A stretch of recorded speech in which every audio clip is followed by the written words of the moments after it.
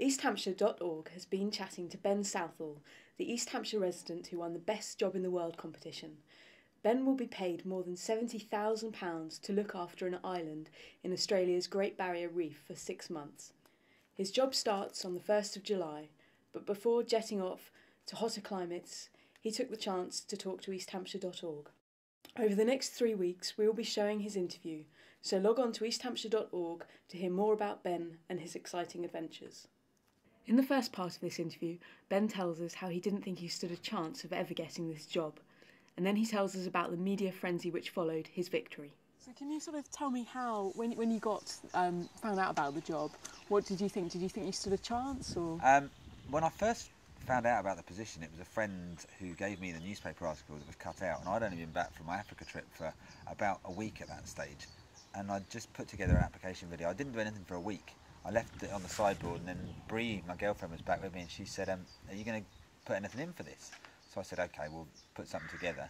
And the 1-minute video, we wrote the script, sat in bed in the morning, we filmed it in the afternoon, and we put it on the internet that evening.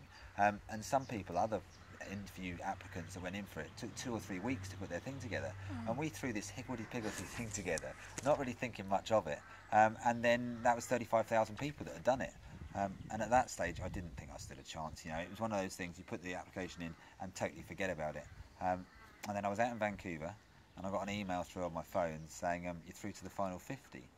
So all of a sudden, the odds were very, very different. You know, it was 1 in 50 as opposed to 1 in 35,000. And at that stage, I suppose the reality kicked in that, yeah, maybe I do stand a chance of getting a job. And then went out to Australia, finally got through to the final 16. Out of the 4 UK applicants, I got chosen. I was in the final 16.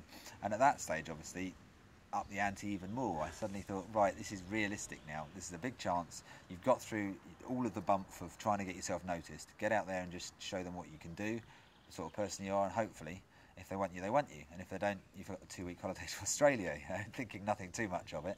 And then, yeah, when the decision came and I was stood on that stage, I was totally blown away. I mean, the fact that out of that many people I'd got the position, I hadn't gone out there and prepared like lots of other people had a big business plan or a big approach to it. I just thought, I'm going to throw what I am at them, and if they like it, they like it.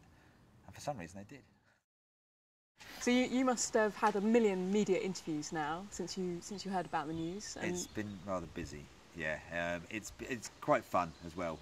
It was something that I'd done a little bit with my Africa expedition, but 2 or 3 over the course of a year. Suddenly I had to do 86 in 48 hours just after the announcement, and since then it's really the head of steam hasn't changed that much, apart from it's not so much live stuff, it's more written requests and interviews and questions, from Brazilian running magazine this morning to the Chinese South Metropolitan newspaper.